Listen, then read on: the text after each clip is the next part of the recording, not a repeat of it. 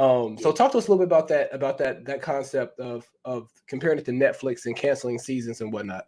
I mean, two things. That's just where we live, bro. Netflix, Prime Video, HBO Max, Hulu. Like, we are a microwave generation, or microwave culture. Give me what I want and give me what I want it now. I mean, give me what I want now. And we do have the option of pulling up these shows, and if we like it, not only can we stay in it, but we can choose different seasons. And if we don't like it, we can exit. And it's like the scriptures are written from an agricultural standpoint. And I genuinely believe that the Lord is a seasonal God. And there are certain seasons you cannot rush winter. Like, it's going to snow. It's cold outside right now. And as much I got these fly Mifflin shorts, shorts that I want to put on, it would be asinine for me to put them on in the snow. Because you cannot rush seasons. And one of the seasons that I believe everyone would want to rush is grief. Yeah. It's like, why would you want to stay there? Exactly. So accepting the sobriety that you cannot rush your seasons, you cannot change your seasons, and you cannot choose when it's time to exit, specifically with grief, because the exit looks different, if you can even call it an exit. Yeah. Yeah. Grief has been something. I haven't had a whole lot of death in and around me. My best friend passed away in 2009. Played college basketball with me.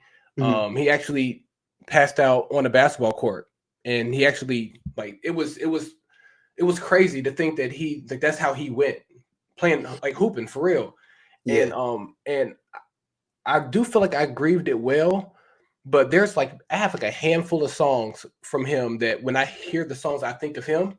Yeah. And for a long time, I didn't listen to those songs anymore. Some of them were gospel songs. Some of them were like random, like hip hop songs, just because like that's what we were listening to in the dorm room. Right. But as I get older, I remember me and my wife. My wife, she loves, like, well, actually, we love it. I'm not gonna lie. Just driving around, looking at houses, looking at the landscape, do with the house and stuff like that. And we were riding through, and one of those songs came on. It's actually a song by Dietrich Haddon. It's called Amen. Okay. And that song came on, and I immediately started crying because it reminds me of E. Marsh. Yeah. And I used to skip it, but now I just let the song play. I'm halfway smiling and crying while I listen to the song. So now I've gotten to a point now where, like, when those songs come up, I don't skip them no more. I'm like, no, I miss my homie. I'm gonna sit here. I'm gonna cry. And I'm gonna be laughing at the same time. And my wife, she just sat there in the car with me. She just put her hand on my leg. The kids are in the back seat looking at the big houses, and I'm just like, I'm okay with this. I'm okay with being able to just be okay with this emotion, because a lot of times even when people cry around us, we try to stop them. It's okay, stop. It's okay. It's like, no, like, the more okay. I guess I'm just trying to learn and grow. I'm trying to learn, bro. And letting that out has been a blessing.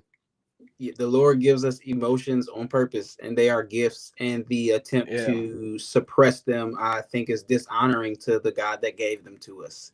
And that's something I've had to learn. You know, I'm not a consistent crier, but I have, even in something I'm walking through in my life right now, I've learned that the tears are refreshing.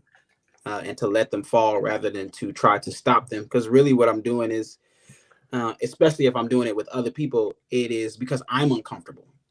And, so it's like, man, let them tears fall. They, as the song says, they do hit different, but they need to fall. Yeah. And that makes me think of something with the fact that this being a hip hop album, has gospel roots. Hip hop is a place where people are rough. People are tough. There's a lot of machismo, a lot of bravado. Did you have any thoughts about having a hip hop album that's themed the way it is? Like, what was that thought process like? I think twofold. One being Paul, the Apostle Paul, and the other one being Kendrick Lamar. The Lord's strength is shown in my weakness.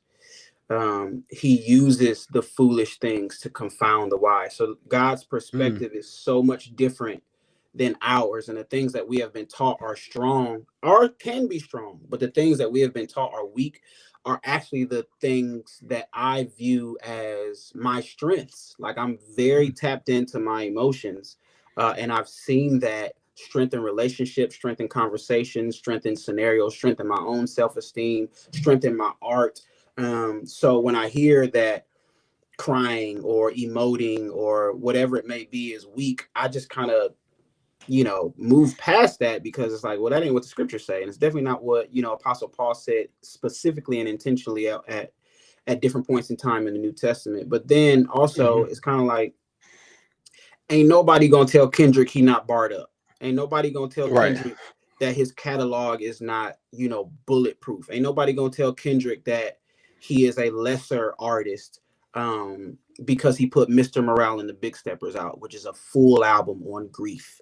I actually think, it takes a here are my emotions, and not hide them behind some of the cultural machismo that you referred to. Yeah. Well put. Very, very, very well put. There's literally, I could have chose 5 different bars and they all would have been just as dope as the 5 that I presented. This is one of those recap countdowns where I really feel like it's impossible to pick my favorite 5.